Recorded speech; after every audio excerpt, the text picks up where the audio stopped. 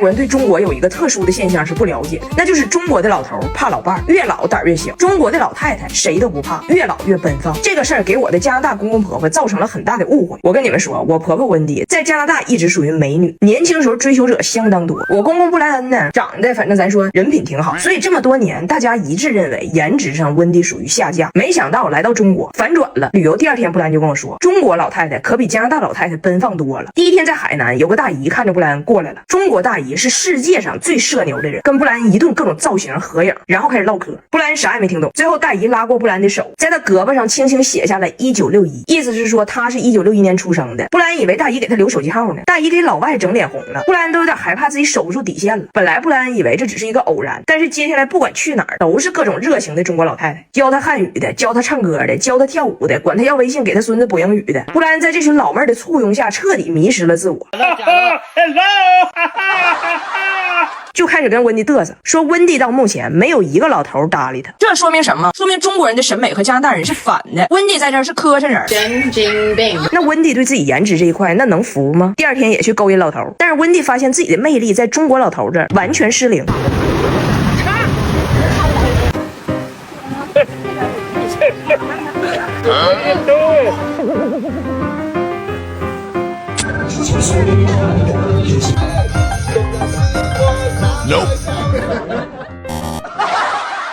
温迪懵了，头发都撩出静电了，老头们守身如玉啊！直到那天去海边，他的真命老头出现了，海风吹起温迪的长发，一个摄影老大爷追着他咔咔拍。温迪以为老大爷是个艺术家，在他这找到灵感了呢，感动的想管人家要微信，结果人老头说10块钱一张，100全拿走。问的，啊，烦你，问的。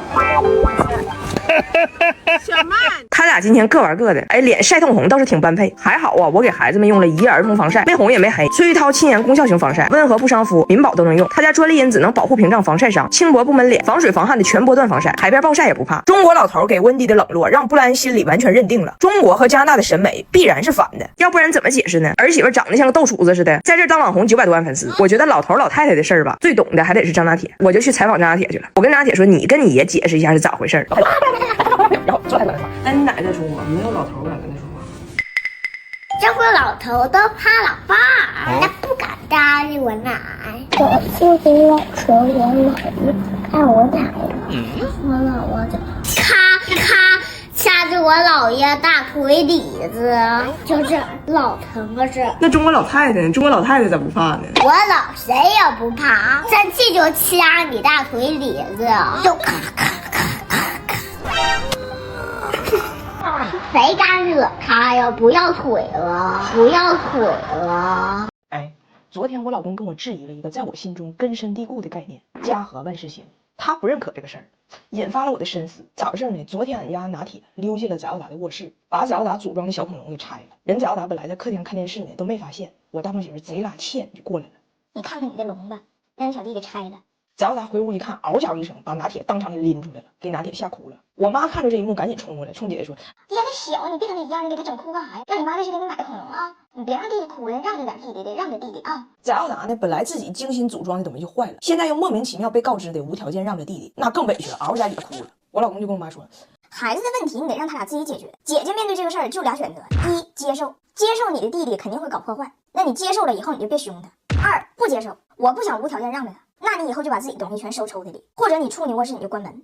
弟弟也有俩选择。”你选择一定要进你姐的屋，你就得接受被她拎出来。你不想被拎，你少碰人东西，这事就得他俩之间这么解决。我妈说我不管，我不能听孩子哭，我不能听孩子哭，我上火。但是你俩大人干啥的？赶紧听我的，你俩领老大出去，再给买个恐龙，我在家哄老二。我呢就很闹心，我想让这事赶紧过去，我就跟我大胖媳妇说，我说这事就是你找的，你咋这么不嫌事儿多呢？还来告状来了？你是瓜尔佳氏啊，没事，臣妾高发熹贵妃。现在俩孩子哇哇哭，你这就听我妈的吧，别杠，就家里没有对和错。我老公说，家中没有对和错，但是家中纠纷躲不过。你怎么老和稀泥呢？你今天听你妈的，出去给老大再买个龙，回来老二又整坏了。明天你再出去买个龙，回来又整坏了。你家干啥呢？龙的传人，龙的传人啊！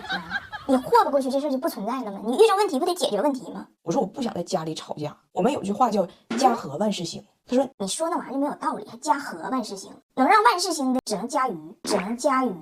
但是我告诉你，最近汉语我可进步了。家和万事兴这个和字还念和，利和稀泥，它的意思就是以不得罪人为唯一目的，让问题无限循环。利张彩玲此时，你现在的方法论就属于家祸万事兴。然后这个事儿就引发了我一点深思，我就想起来我第一次和我婆婆发生冲突，就我第一次去加拿大的时候，我做菜的时候菜板子用错了，就在切菜的菜板上切肉了。我婆婆就很直白的说了一句很不好听的话啊，你们亚洲人这么做可能还好，我不知道，但是如果我们这么混用，我们可能会死的。我当时听了非常不舒服，但是我确实也是用错了。我以为我老公肯定会跟我说，哎呀，我妈岁数大了，思维给改不了了，她也不是坏心，就这种话就把这事霍吧过去。我没想到大胖媳妇直接跟他妈说，哎妈，你有没有想过，你说这个话的时候，把咱们这个物种说的如此脆弱，并不显得你比人家高级，只是显得咱们没有人家进化的好，活着费劲，易灭绝。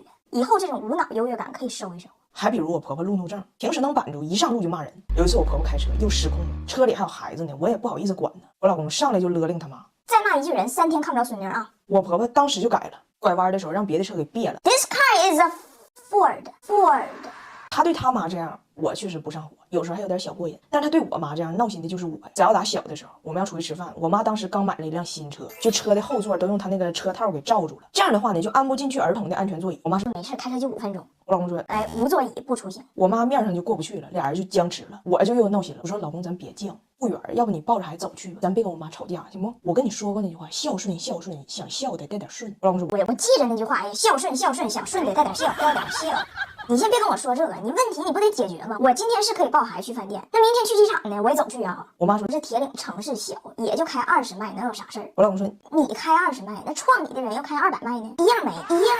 然后我关于这事儿有个什么小反思呢？就他这样肯定是让我很操心，但是他的逻辑呢，就是我不怕眼下要发生冲突，即使是在家里，即使是跟长辈，然后呢说明白就完事儿，这问题就解决。这种方式呢，确实避免了很多问题，就一而再再而三磨磨唧唧发生。所以以后呢，我也少和稀泥。家里和和家里和确实是两码事儿，你觉得呢？今天我们就好好聊一聊我家这个外国人回国以后发生了哪些深刻又微妙的变化。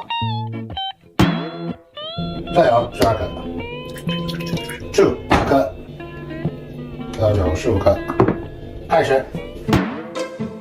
起锅烧油，中少许姜，少许，扒拉扒拉，放豆芽，酱油少许，醋少许，巴拉巴拉巴拉巴拉巴拉巴拉巴拉巴拉，炒至端上。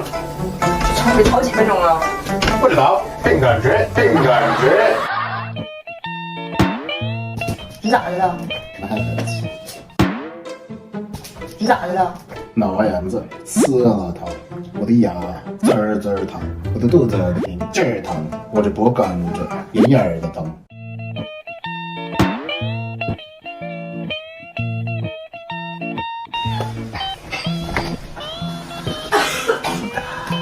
俺们扣不了饭，好点没？还热不？难受。睡一会儿啊。啊。哎呦我的妈！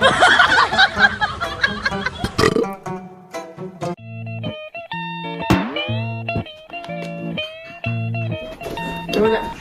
不给，你吃你的，我吃我的。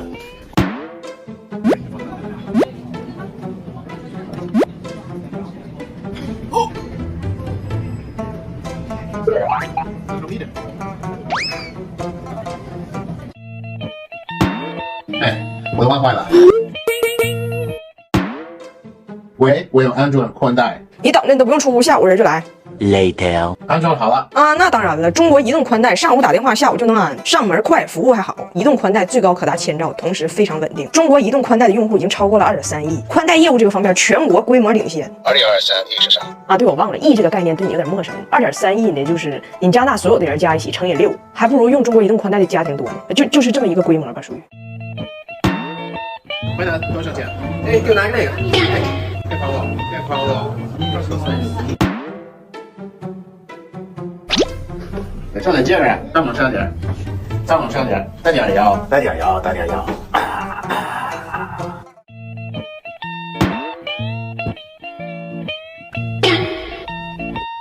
哎呦我的妈！进，你别客气，别客气，我就坐这儿，我就坐这儿，这边，哎，别客气，我就坐这儿，我就坐这儿。这边。哎呀，怎么这么客气哟？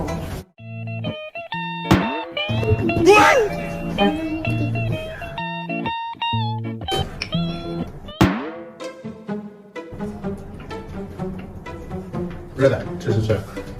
哎，不知道的。哎呀，肚子吃，肚子吃。要个酸菜鱼吧，好，要一个那个核桃小。好。